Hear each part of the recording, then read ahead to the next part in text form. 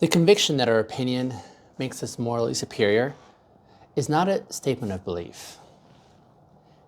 It's a profound, desperate defense against our paralyzing shame. The moment we believe that we are better than the person across the table from us, or smarter, or more enlightened, or more, even more righteous, I think we've traded truth for comfort. We're not engaging with an idea. We're now actually constructing a pedestal for ourselves using their perceived flaws as the building material. So we use the myth of moral superiority as this ultimate emotional armor to protect ourselves from the unbearable feeling of being wrong or being exposed or seen as flawed. Welcome back again to Uber Bintegers. Today in our episode, we're dismantling this delusion that fuels judgment and destroys connection. And so the title is the Myth of Moral Superiority. Now, our mission here at Uber Bintegers is, again, to consistently and relentlessly pull ourselves back into alignment and connection. We achieve these two designs by standing on the foundational truths that we dive deep into of integrity and intimacy. Now, integrity is about telling the truth first to ourselves and then to the world around us. And so in today's episode, we're going to expose how the performance of moral superiority is really the greatest act of self-betrayal of our own inner truths. And then intimacy I define as intimacy. It's just a beautiful, simple definition. It's really the courage to be fully known, to be truly seen, to be truly witnessed in our unfiltered self. So we will show how moral superiority ensures that we, in essence, remain perpetually hidden and alone. Now, we must understand, I think, that judgment is kind of like the tax, if you will, that we pay to avoid doing our own inner work. So here's the origin story of judgment, I would say. It's the need to feel morally superior that's born directly out of a deep-seated sense of shame and a history, perhaps also of conditional love. So if we were taught from an early age that love and approval and safety were conditional on being good or being smart or being right, we've in essence internalized this belief that imperfection is a threat.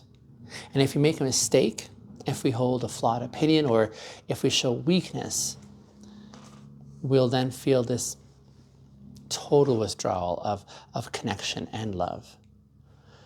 Now, to preempt like this terrifying vulnerability, we often adopt this persona, if you will, of what moral perfection is. So if we can position ourselves on the high ground, then we're safe. And our opinions stop being about policy and now start being about purity.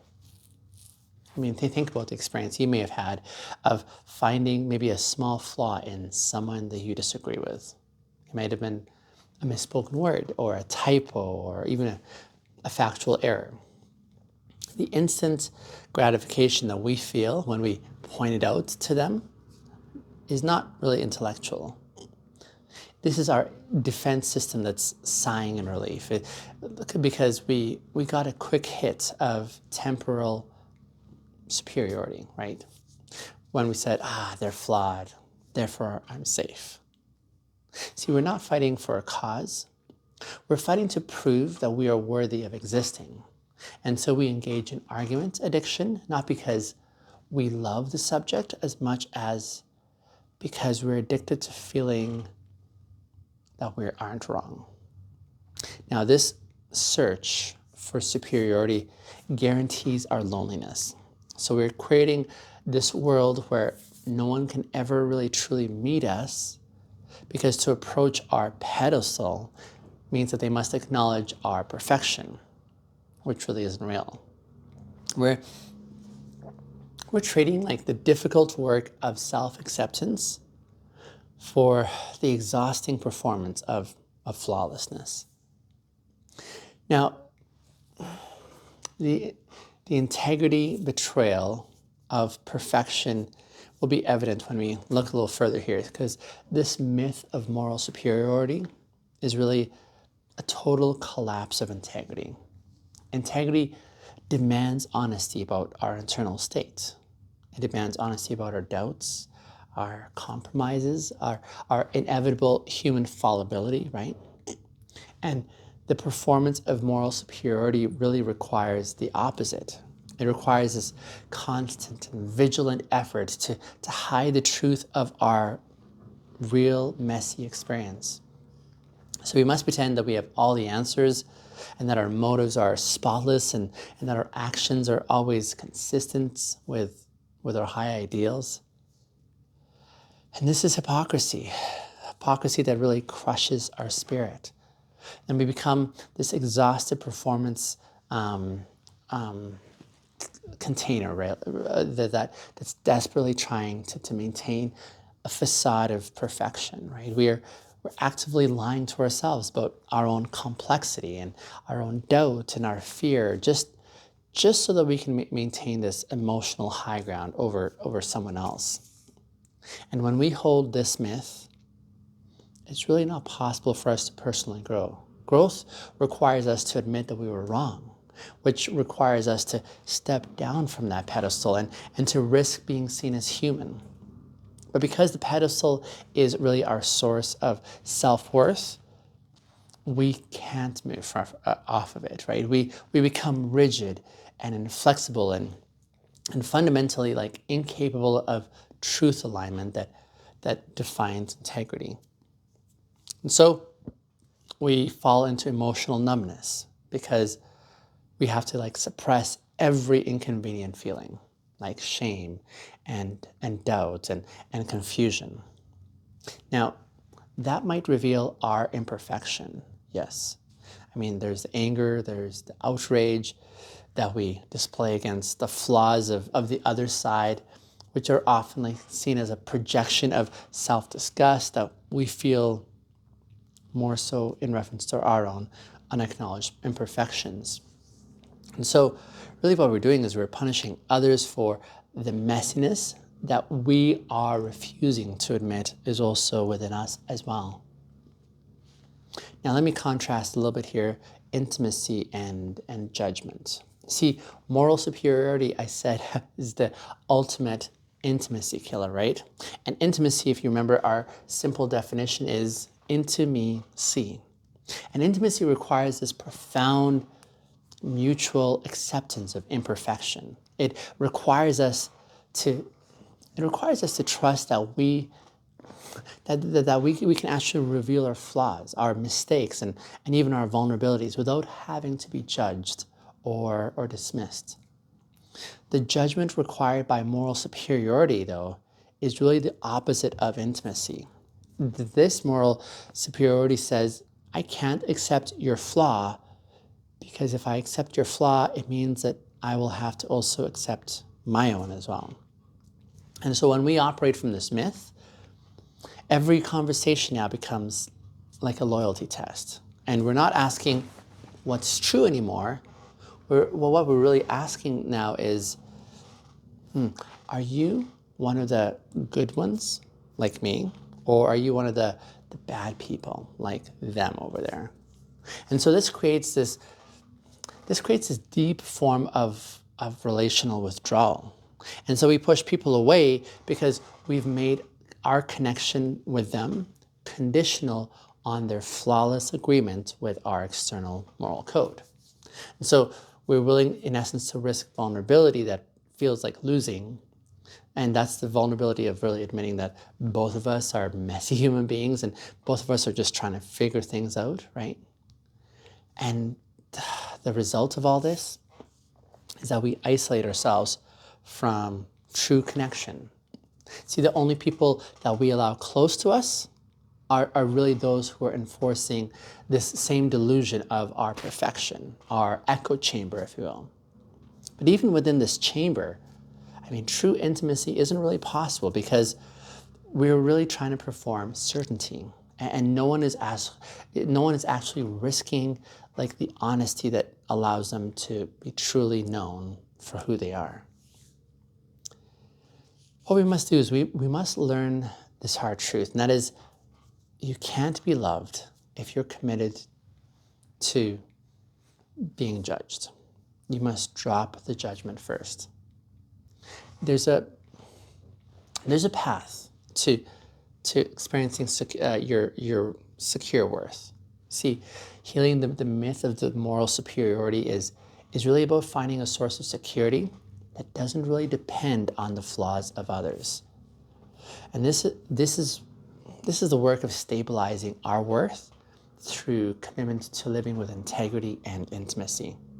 And so the first step in this process I would propose is interrupting that judgment reflex, which is what integrity demands.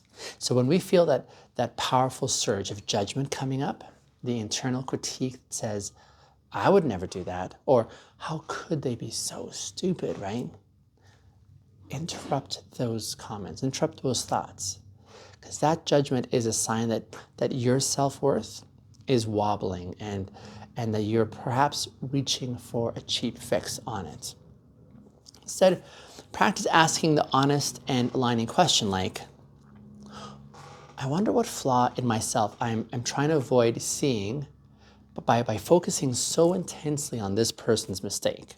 Or I wonder if this is a fear of financial collapse, or a fear of relational failure perhaps, or a fear of being exposed as the angry person that I truly am, right?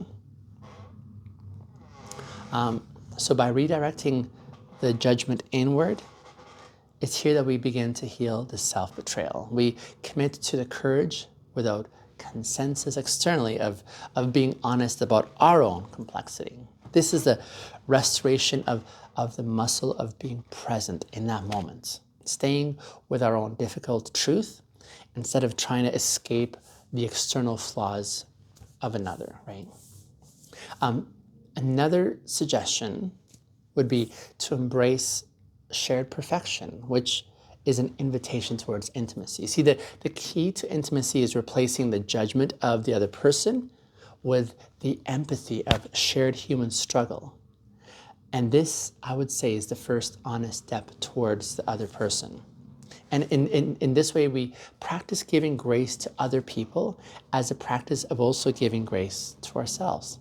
So we risk small, vulnerable phrases that shatter the myth, phrases that say things like, listen, I don't know if I agree with your stance, but I definitely want to acknowledge that I also struggle with self-righteousness as well. Or, what's the biggest fear behind your conviction? Even asking that question invites them into that intimate space of relating. You could say things like, hey, listen, we're both imperfect people who are trying the best we can. Is it possible for us maybe to drop the need of being the one who's morally right and just trying to understand each other's fear? I've got it as well too, right? This is the act of relational courage that allows us to see into each other. And so now what we're doing is we're modeling that we can actually be complex and flawed and still worthy of connection. We're proving that we can disappoint someone else without having to disappear. The liberation, the freedom here is realizing that the hardest thing in life is not winning the argument. No, the hardest thing here is really remaining honest first with yourself when the world is trying to tempt you to posture yourself. And that honesty is really your integrity. And it's the only source of security that lasts. Because again, just a reminder here, you and I, we're still whole, we're still human, we're still here. And our worth is not measured by our position on any moral ladder, right? It's more to be considered by our capacity for truth and compassion. Tomorrow, in our following episode here, we're going to examine this painful, festering residue of unexpressed truths. And I've titled tomorrow's episode, Resentment, the emotion that we often misname as conviction. So I'm looking forward to that one. In the meantime, let me know how you related to this episode today. What struck you as unusual? What was an insight that you took away that you didn't have access to before? What are some challenges you'd pose for me to consider or rethink through? Let me know down in the comments. But thank you for watching. I will see you in tomorrow's episode. Bye for now.